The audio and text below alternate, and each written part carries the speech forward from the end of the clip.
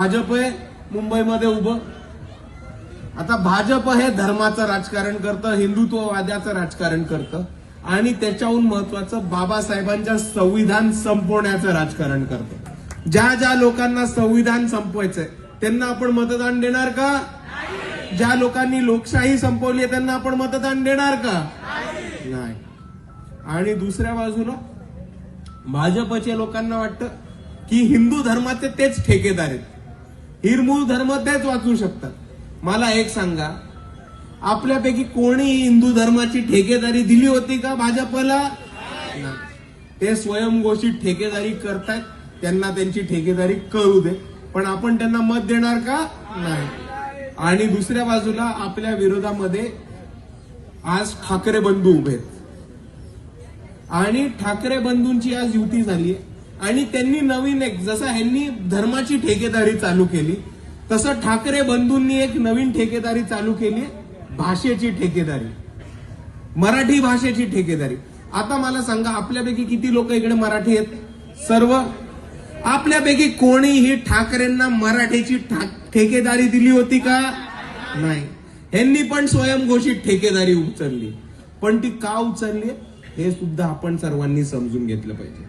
आज वस्तुस्थिती ही आहे की उद्धव बाळासाहेब ठाकरेंचा जो पक्ष आहे उबाटा सेना, तो पक्ष संपत चाललाय आणि त्यांना हे माहिती होतं की जर ते ह्या बीएमसीच्या निवडणुकीमध्ये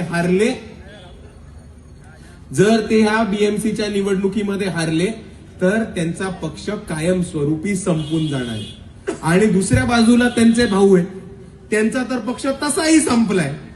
म्हणून यांना स्वतःचं राजकारण उभं करण्यासाठी एक मराठी माणसाची अस्मिता ही चालू करून परत मराठी भाषेची ठेकेदारी या लोकांनी इकडे चालू केली. पण मी आपल्या सर्वांना सांगतो की या ठाकरे बंधूंचा खूप मोठा जुमला आहे आणि ह्या जुमल्यामध्ये आपण सर्वांनी फसू नका, हे मी आपल्या सर्वांना कळकळीची विनंती करतो. कारण मुद्द्यावरती येऊन बोलतो. गेली 25 वर्षामध्ये आपल्या सर्वांना माहिती असेल की मुंबईमध्ये खूप महागाई वाढली, म्हणून मराठी माणूस हा मुंबईच्या हद्दपार झाला. मीरा भाईंदर झालं, नालासोपारा, वसई विरार झालं, ठाणे झालं, उल्हासनगर झालं, कल्याण डोंबिवली झालं, नवी मुंबई पनवेल झालं. मराठी माणूस मुंबईच्या बाहेर शिफ्ट होऊन या ठिकाणी गेला, कारण मराठी माणसासाठी इकडे राहण्यासाठी सोय नव्हती आणि मुंबई मराठी माणसासाठी खूप महागडी केली होती आणि म्हणून मराठी माणूस हा मुंबईच्या हद्दपार झाला होता. बरोबर. आता मला सांगा, गेले 25 वर्ष बीएमसी मध्ये सत्ता कोणाची होती? शिवसेनेची. मग तुम्ही सत्तेमध्ये असताना जर मराठी माणूस हद्दपार होत असेल आणि मुंबईच्या बाहेर जात असेल तर तुम्ही आज घंटा मराठी माणसाची अस्मिता वाचवणार आहात. आणि दुसऱ्या बाजूला मला विचारायचंय की 25 वर्ष जेव्हा ठाकरे बंधूंकडे सत्ता होती तेव्हा त्यांनी किती मराठी कॉन्ट्रॅक्टरला कॉन्ट्रॅक्ट दिला? 0. कॉन्ट्रॅक्ट सोडा, किती मराठी सब कॉन्ट्रॅक्टर्सला कॉन्ट्रॅक्ट दिला? 0. किती मराठी बिल्डर उद्योगपती या मुंबईमध्ये निर्माण केले? 0. किती मराठी माणसासाठी मराठी शाळा या मुंबई महानगरपालिकेसाठी चालू केल्या? 0. तेव्हा तुमची मराठी अस्मिता नव्हती दुखवत, तेव्हा तुम्ही मराठी माणसाची बाजू नव्हता घेत. आज तुमचा पक्ष संपत आलाय म्हणून मराठी माणसाची अस्मिता जागृत केली आहे आणि हाच मराठी माणूस तुम्हाला जुमला ओळखून मुंबईच्या बाहेर हद्द पार केल्याशिवाय राहणार नाही, हे आपण सर्वांनी समजून घेतलं पाहिजे.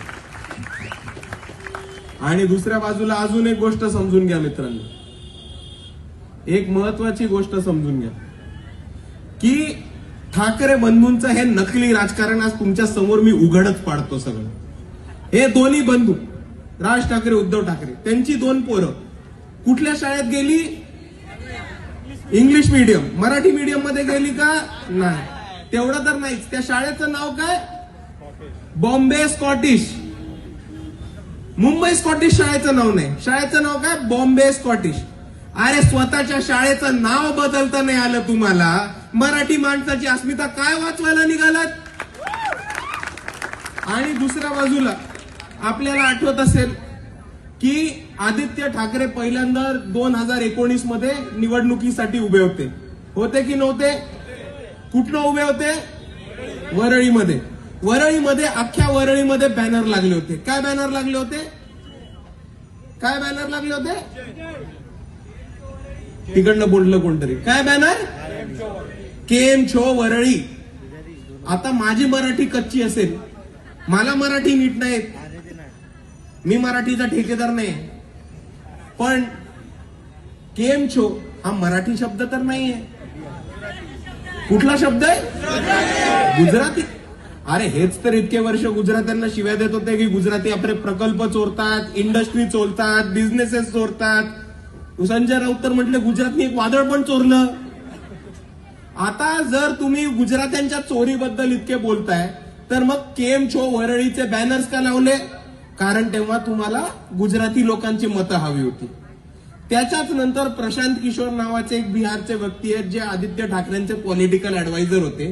त्यांनी आदित्य ठाकरेंना सांगितलं की इकडे तमिळ भाषिक लोक खूप आहेत, तुम्ही लुंगी घालून स्टेजवरती जा. आपण सगळ्यांनी तो फोटो बघितला. आदित्य भाऊ लुंगी घालून स्टेजवरती आले कारण तमिळ भाषिक मतं मिळवायची होती.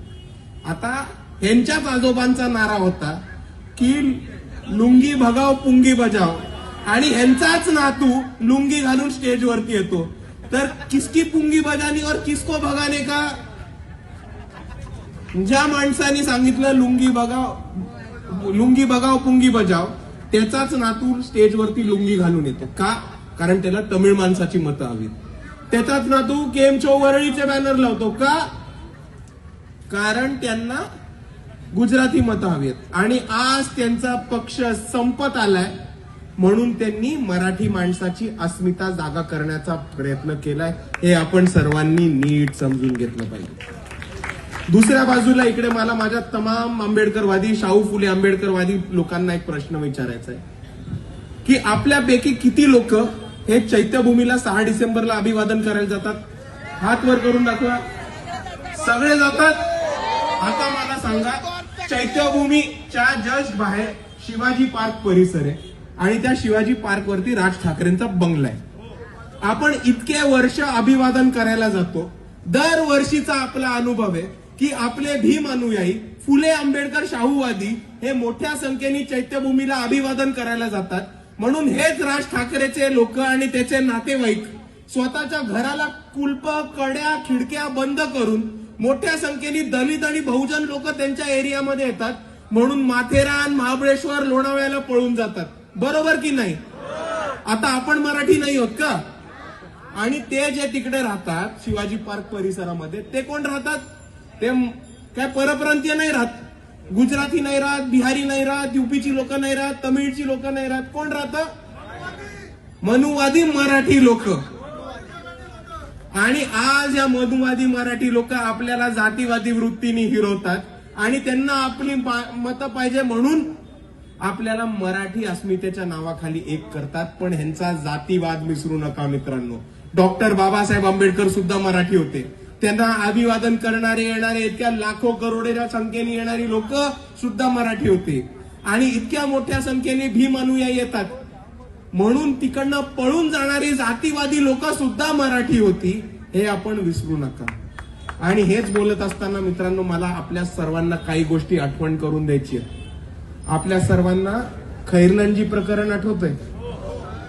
खैरलांजीमध्ये ज्या बोतमांगे कुटुंबावरती हल्ला झाला होता, अन्याय अत्याचार झाला होता, मॉब लिंचिंग झालं होतं, ते बोतमांगे कुटुंब मराठी होतं. त्यांच्यावरती हल्ला करणारे लोक सुद्धा मराठी होते. भीमा कोरेगाव मध्ये ज्या आपल्या आंबेडकरवाद्यांनी मार खाल्ला आणि त्यांच्यावरती हल्ला झाला ते मराठी होते. त्यांच्यावरती हल्ला करणारे संभाजी भिडेची लोक सुद्धा मराठी होती. आताच नांदेडमध्ये एक केस झाली, सक्षम ताटे, आंतरजातीय विवाहातनं त्याचा मॉब लिंचिंग करण्यात आली. सक्षम ताटे मराठी होता आणि त्याला मारणारी लोक सुद्धा मराठी होते. अक्षय भालेराव, बोंदारमध्ये वंचित बहुजन आघाडीच्या कार्यकर्त्याचा मर्डर झाला होता, तो मराठी होता. त्याला जातीवादी वृत्तीने गावामध्ये पहिली जयंती काढली म्हणून त्याला मारणारी लोक पण मराठी होते. नीती नागे, प्रेम प्रकरणातनं झालेला मृत्यू, तो पोचगा बौद्ध मराठी होता, त्याला मारणारे लोक मराठी होते. तर आता आपण सर्वांनी एक गोष्ट समजून घ्या की हा भाषावादाचा मुद्दा आमचा नाहीये. हा भाषावादाचा मुद्दा आमचा नाहीये. आपला मुद्दा हा ह्याच्याहून खूप महत्वाचा मुद्दा आहे आणि आपला मुद्दा ह्या भारतामधला आणि या महाराष्ट्रामधला जातीवाद अंत करण्याचा मुद्दा आहे। आणि अजून एक गोष्ट आपण सर्वांनी ठामपणाने समजून घेतली पाहिजे की ह्याच उद्धव ठाकरेच्या बाबांनी एक वक्तव्य केलं होतं, बाळासाहेब ठाकरेंनी एक वक्तव्य केलं होतं की तुमच्या घरात नाही पीठ आणि यांना पाहिजे विद्यापीठ। ते वक्तव्य कोणाच्या विरोधात केलं होतं? आपल्या विरुद्ध। आपण मराठी नाही होत का? कुठल्या भाषेत केलं होतं? मराठीतच केलं होतं। आणि आपल्या विरुद्ध हे जातीवादी वक्तव्य करतात आणि मग जेव्हा मतं पाहिजे तेव्हा मराठी अस्मितेच्या खाली आपल्याला एक करवतात। जर इकडे कुठला उबाटा किंवा मनसेचा माणूस आपली मतं मागायला आपल्या समोर आला तर त्याला ठामपणे सांगा की आम्ही साल्या तुझ्या बापाचं खात नाही, आमच्या घरामध्ये पीठ पण आहे आणि आज औरंगाबाद मध्ये आमच्या बापाच्या नावावर विद्यापीठ सुद्धा आहे। आणि म्हणून आपण सर्वांनी समजून घ्या, स्वतःचा संपलेला पक्ष जिवंत ठेवायला हा मराठी माणसाचा यांनी जुमला आणलेला आहे। पण ह्या जुमल्यामध्ये फसू नका। मराठी अमराठी करून तुम्हाला पाणी मिळणार आहे का? शिक्षण मिळणार आहे का? रस्ते नाल्या मिळणार आहेत का?